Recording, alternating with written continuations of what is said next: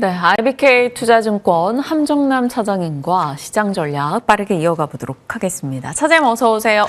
안녕하세요. 안녕하십니까. 무슨 일이 있었던 걸까요? 3월 딱 3거래일 진행이 됐는데 혼미합니다.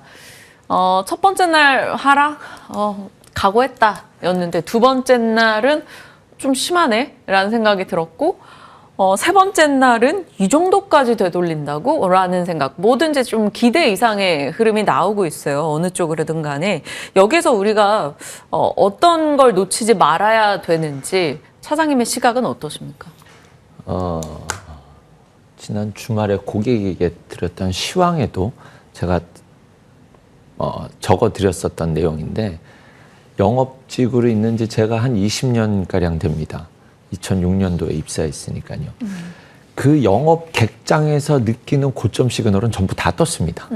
그러니까 주식을 전혀 모르는 분들이 찾아온다라던가 주식을 어떻게 사는지도 모르시는 분들이 10년 동안, 20년 동안 연락 안 됐었던 친구, 후배들에게 전화가 와서 주식 이렇게 하는 거 맞아? 라는 시그널은 전형적인 꼭지의 시그널인데 그럼에도 불구하고 아직은 꼭지가 아닐 것 같은 느낌, 마지막 시그널 하나가 안 뜬 것이 있습니다.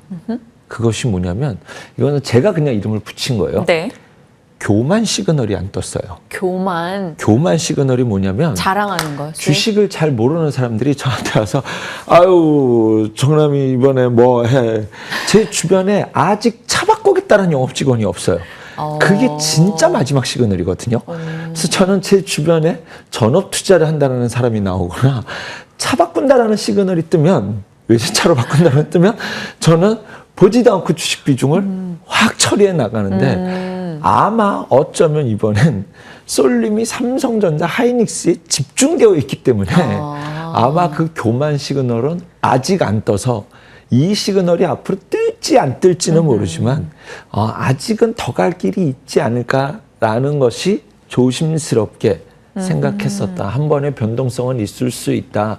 그러한 와중에 안 그래도 한 번 팔거나 조정을 주어야 됐었을 때 우리 화요일과 수요일은 너무나도 맛깔나게 써먹지 않았나라는 생각이 듭니다. 여기서 우리가 조심해야 될 것들이 있습니다. 첫 번째, 껄무새가 돼서는 안 됩니다. 네. 아유, 그때 살 걸, 그때 팔 걸, 다시 살 걸. 아무런 의미가 없습니다. 앞으로의 대응 전략만이 남아있고요. 이거보다 더 조심하셔야 되는 것이 뭐냐면 이렇게 될 것 같았는데 라는 생각은 더욱 조심하셔야 됩니다. 왜 그러냐면 내가 시장을 알고 있는 것이 실질적으로 지식은 계좌 관리에 조금도 도움이 되지 않습니다. 내가 하는 대응만이 계좌 관리를 할 수 있고 지켜나갈 수 있기 때문에 이렇게 될 것 같았는데 이거 이래서 이런 거 아니야라고 자기의 지식을 알고 있는 것을 합리화시키면 그 다음번에 어떠한 일이 일어날 때 확정적 베팅을 할 가능성이 높다라는 점. 지금 시장을 저는 잘 모른다라는 것으로 대응을 해야 된다라고 생각을 하고 있고요. 잘 모른다라는 관점에서 봤었을 때 잘 모르면 어떻게 해야 돼요? 일정 부분 현금이 있어야겠죠. 30% 내지 50% 현금을 갖고 있다면 적어도 수요일 날 패닉셀은 하지 않았을 거라는 생각이 듭니다. 그날 굉장히 많은 전화를 받았을 때 전쟁 나면 우리 다 죽어서 지금이라도 팔아야 되라는 것을 하루 종일 뜯어 말린 게 제가 수요일 날 했던 일이거든요. 어제는 그분들에게 감사 전화를 하루 종일 받았습니다. 말려줘서 고맙다고. 수요일 날 왜 패닉셀을 했냐면 이런 공포 마케팅이 시장에 많아졌어요. 유튜버들 때문에. 그리고 그런 것들이 이제 뭐 매도 세력들도 있기 때문에 이렇게 생각하시면 돼요. 유가가 불안하다 하면은 일본이 10% 같이 빠져야죠. 그러면 아마 저도 매도했을지도 몰라요. 일본도 100% 원유 수입국이잖아요. 일본을 보면 반도체가 부러진다면 대만 증시 보면 될 것이고 아시아 증시가 다 폭락한다면 중국 증시를 보면 되는데 세계 증시를 봤었을 때 수요일 날 우리나라 증시는 납득이 안 되는 하락이었기 때문에 지금 그나마 중간이라도 하기 위해선 포모 매수 금지, 패닉 매도 금지 이 두 가지만 잘 지킨다 하더라도 좀 시장에 대해서 냉정한 판단을 할 수 있게 되지 않을까 생각이 듭니다. 포모와 패닉에 대한 경계. 정말 오늘 마음에 좀 새기게 되는 발언이 아닐까 싶기도 합니다. 시장 참여자분들이 이에 좀 공감을 하시리라 생각이 들고요. 그러면 오늘에 대해 좀 초점을 맞춰볼까요? 전체 시장의 흐름을 관통하는 전략 혹은 마인드를 지금 전달받았다면 오늘은 좀 그럼 어떨까요? 사실 어제 급등 오늘 또 추가 상승할까? 설마 또 더? 라는 우려도 살짝 있었는데 미국에서 이러한 약간 지정학적 리스크, 유가의 급등 이런 것이 또 불거지면 하락이 나오니까요. 오늘 또 또 조정이 세게 나오면 어쩌지 이런 불안도 있거든요. 일단은 제가 시장에 대응하는 것은 상당 기간 조심하겠다라는 마인드가 기저에 깔려 있습니다. 그리고 그렇게 생각하는 이유는 유가가 좀 올라가거나 적당히 미국이 컨트롤할 수 있는 선 내에서 전쟁이 길어지는 것도 미국 입장에서 나쁘지 않아요. 그리고 이번 전쟁이 끝나면 주가가 또 올라갈 수 있을 거라고 생각합니다. 저는. 왜 그렇게 생각하냐면 이번 전쟁으로 돈을 또 찍어낼 수 있어요. 이게 무서운 거예요. 이거 전쟁 핑계로 돈 또 찍겠는데? 그리고 유가가 적당하게 위에 있는 것이 미국이 산유국이 돼버렸기 때문에 미국 입장에서 나쁘지 않은 상황이 돼버려서 우리나라 입장은 그렇지가 않잖아요. 그래서 적당히 한 달 정도가량 끌고 가는 것도 미국 입장에서 나쁘지 않겠다라는 것을 전제로 저는 시장을 바라보겠다라는 것이 1번이고요. 어제 저랑 가장 친한 동생과 저녁을 먹었는데 그 동생이 이런 얘기를 하더라고요. 이번에 유가가 더 올라가면 다시 삼성전자가 17만 원대 오면 그때 저 한번 인생을 걸어볼래요. 형님 생각은 어떠세요? 이러더라고요. 나는 18만 원 깨지면 삼성전자 안 들고 있을 것 같은데? 라는 것이 제 본심입니다. 왜 그러냐면 수요일 날 하락은 시장을 믿지 않은 자들과 신용이 다 털린 날이었어요. 신용이 반대 매매가 나가지 않았지만 신용 매수가 하는 사람들이 그날 들고 있기에는 정말로 견뎌낼 수 없는 날이었거든요. 신용이 털린 자리를 재매수 기회를 주지 않습니다. 시장은 그것을 재매수 기회를 주지 않아요.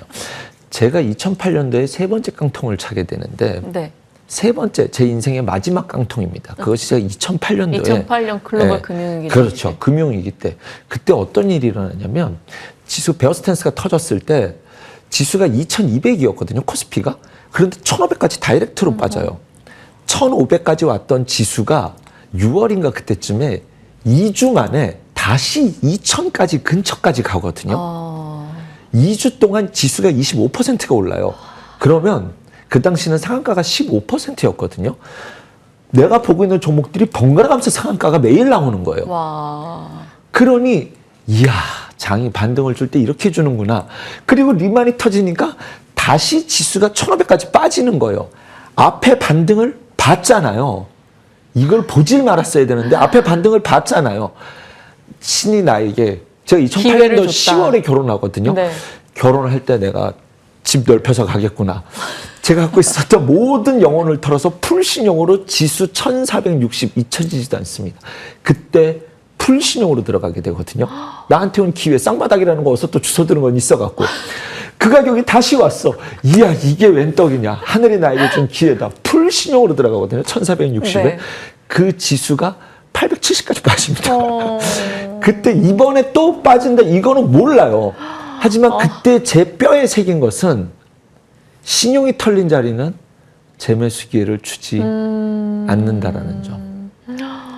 그래서 이번에 만약에 삼성전자가 다시 17만 원 언저리가 보인다라고 한다면 저는 재매수 기회라고 생각하기보단 오히려 조심하게 될 것 같습니다. 수요일 저점은 근처도 가선 안 됩니다.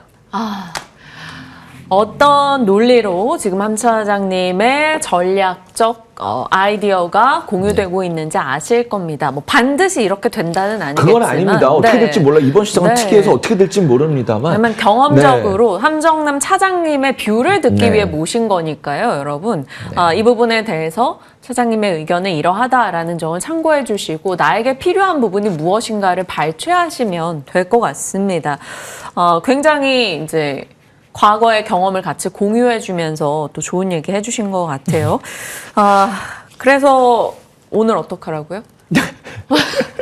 이게 너무 심취해서 있다 보니까 이게 보통 제가 한 줄 정리를 하는데 약간 어떻게 정리해야 될지 모르겠네요. 오늘은 조금 보고 싶겠죠. 시장이 어떻게 되나. 일단은 유가는 불편한 건 맞고 그런데 다행히 뭐 미국에서 어느 정도 컨트롤하겠다라는 유가에 대해서는 관리를 하겠다라는 것이 나면서 제가 새벽에 잠깐 깼었거든요. 그래서 아이쿠야 이거 어쨌든 너무 반등이 셌기 때문에 일부는 조금 진정을 하려고 하겠다라는 것이 나스닥의 하락이 좋은 명분으로 오늘 뭐 반응이 나오겠구나라고 했지만 막판에 나스닥을 들어 올렸잖아요, 다시. 그렇기 때문에 오늘은 우리 증시가 어떻게 될 것인지 또 안 그래도 또 이제 금요일이다 보니 조금 쉬어갈 수 있다라는 것을 전제로 오늘은 좀 보고 싶은 관망 심리가 있지 않을까라는 생각이 드네요.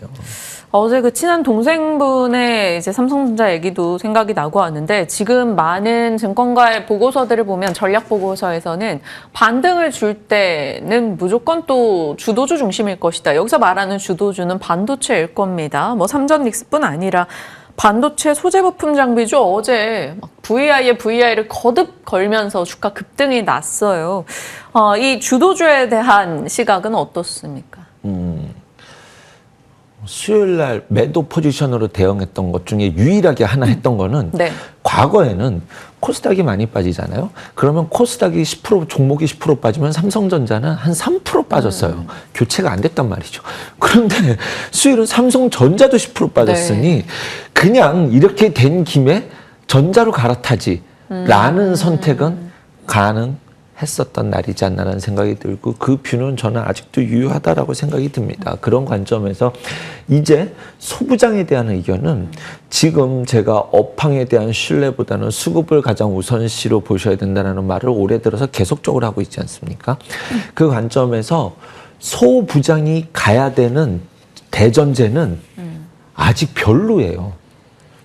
삼성전자와 하이닉스의 확실한 캐펙스 투자가 아직은 조금 이렇게 가려져 있지 않습니까? 앞으로 할 거라고 생각이 드는데 그런 기대감은 충분히 남아 있을 텐데요.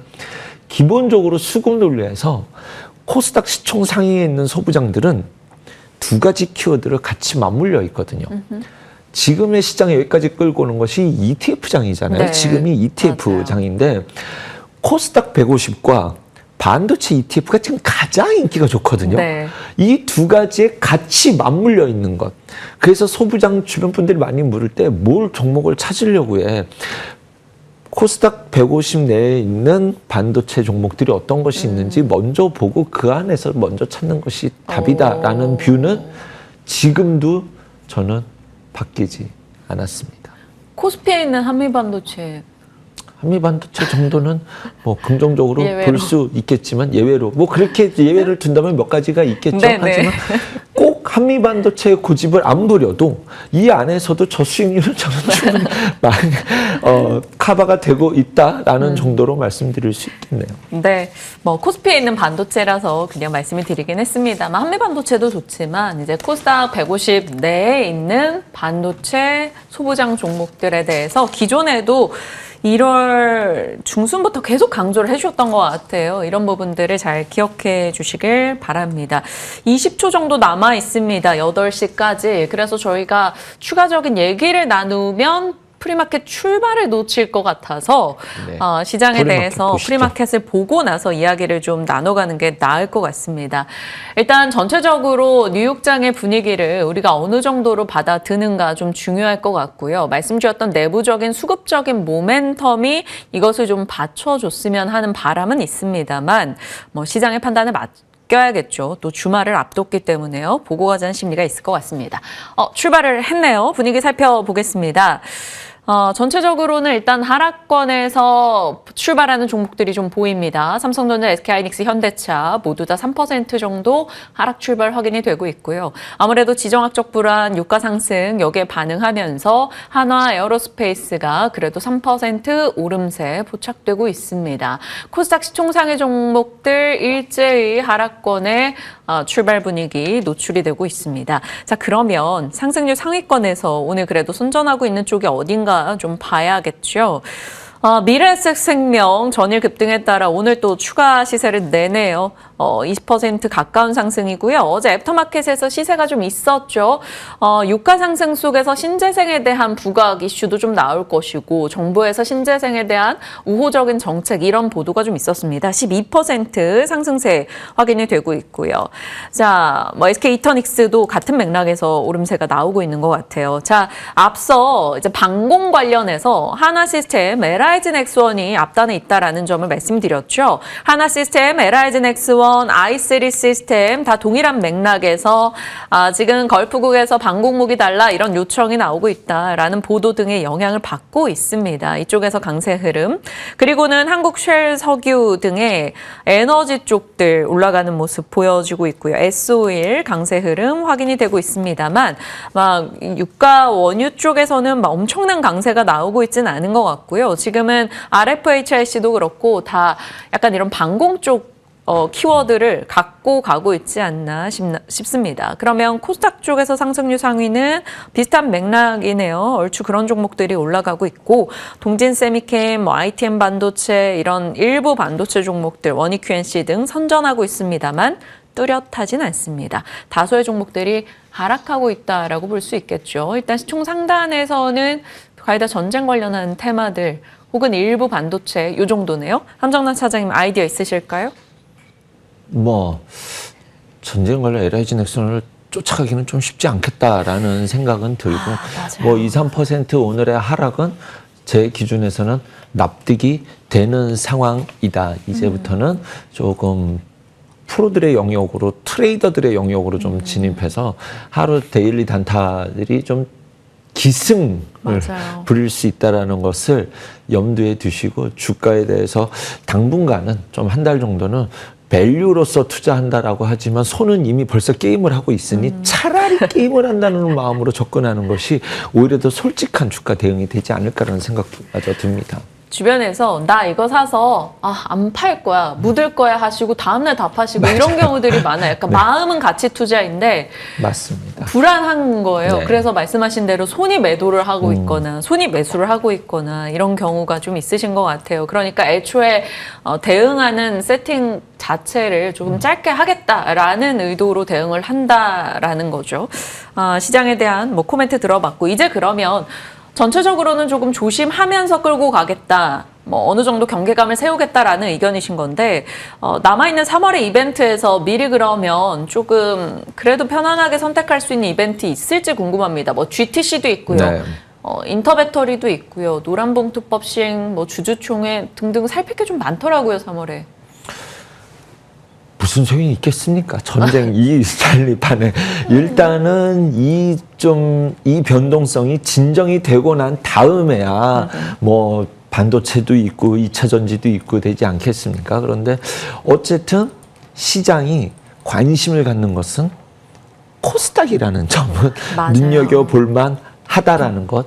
그리고 제 주변에 ETF 투자를 한 번도 안 하시던 분들이 이제는 좀 적극적으로 이쪽을 바라보고 있으시다라는 점을 봤었을 때 어쨌든 눈여겨봐야 될 것은 코스닥 시총 상위들은 눈여겨봐야 되지 않을까. 그러면 반도체 소부장이야 입이 아프도록 제가 말씀을 드렸었지만 저는 일단은 코스닥 시총 상위를 전제해 놓고 본다면 바이오도 바이오가 조금 고개를 들려던 찰나에 그리고 수요일이야 다 빠졌지만 네. 화요일에 바이오는 상대적으로 덜 빠졌었거든요. 그게 무슨 뜻이냐면 대외적 변수에서 바이오는 좀 동떨어져 있어라는 것이 화요일은 버티려고 했었던 섹터가 지금은 이제 그런 의미가 사라졌습니다. 네. 그렇기 때문에 일단은 소부장이야 다 아는 것이지만 그 다음에 눈여겨본다라고 한다면 이제 결국 코스닥에 가려면 바이오가 지켜내줘야 되는 점이 필요하다라는 점 정도는 눈여겨보실만 하지 않을까 생각이 듭니다. 네, 바이오에 대한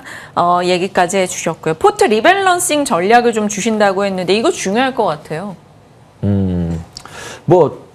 전자를 담으실 수 있었던 기회는 한번 있지 않았을까라는 생각이 들고 이제부터는 시장의 변동성 대비해서는 안정감을 가져갈 수 있는 것이 전자이지 않을까라는 정도는 이제 와서 그런 말을 누가 못하겠습니다만은 이런 사람은 힘들 때 본심이 나온다라고 네. 하잖아요. 딱 떨어지고 나니까 전자를 먼저 보게 되지 않나 생각이 듭니다. 그래서 이쪽에 대해서는 그래도 실적이 받쳐주고 지수가 6천이라는 지수의 명분은 결국 삼성전자, SK 하이닉스라는 것은 뭐 당분간은 그런 심리적 안정감이 시장에서 좀 보여지게 되지 않을까 생각이 듭니다. 네, 삼성전자, SK 하이닉스 등에 대해서 아무래도 이익이 받침이 되고 있다 보니까 그렇게 긍정적인 그래도 요소를 찾아주신 것 같고요. 남북 경협주는 오늘 왜 코멘트 해주신다고 하신 거예요? 이제 보험성으로 깔아놓는다라는 것들이 과거에 제가 괜찮았었던 종목들이 꽤 있었죠. 네. 그런 것 중에 하나가 남북 경협인데 지금 미국이 베네수엘라 때리고 이란 때렸잖아요. 이것이 중국에다가 원유를 공급해주는 나라들이거든요. 그럼 4월에 미중 정상회담이 있을 겁니다. 그렇게 됐었을 때 미국이 압도적으로 우위의 카드를 쥐고 가기 위해서 중국에다가 원유를 공급하는 나라들을 하나씩 때렸다라고 판단해 볼 수 있을 것 같아요. 그런 상상을 해볼 수 있을 것 같습니다. 이란을 공격했었을 때 우리도 무서웠지만 전 세계에서 가장 무서워했을 사람은 저는 김정은이었을 거라고 생각이 듭니다. 그러니까요. 누가 봐도 다음 나 아냐? 이런 상황 속에서 뭐 미국 어떻게 하면 가만 안 있겠어? 이러한 말 자체를 꺼낼 수가 없는 상황일 것이라서 미국과 중국이 정상회담이 4월 달에 진행이 된다라고 한다면 우리의 모든 촉각은 북한은 어떻게 할 건데 라는 쪽에 관심이 모여지지 않을까. 어차피 다 빠진 상태라고 한다면 이 자리에서 오히려 좀 보험성으로 일부 포트에는 남북경협주 정도는 뭐 꼭 사라 매수하라 이런 뜻은 아닙니다. 네. 그냥 눈여겨봐둘 만한 테마가 되지 않을까 저는 생각해 보고 있습니다.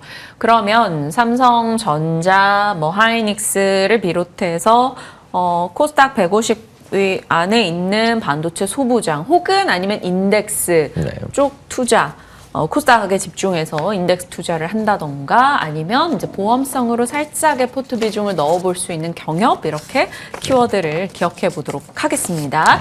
자, 프리마켓의 분위기를 살짝 보고 인사 나누도록 할게요.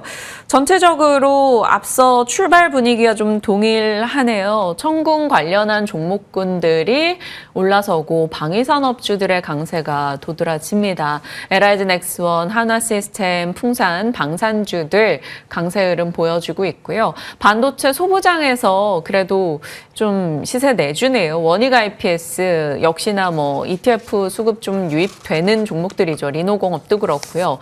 올라가는 종목들 조금씩 보여주고 있습니다. 그리고는 미래색 생명이나 이런 이제 주주 환원 키워드 안고 있는 기업들 아무래도 일부가 강력하게 좀 버텨주고 있지 않나 싶고요.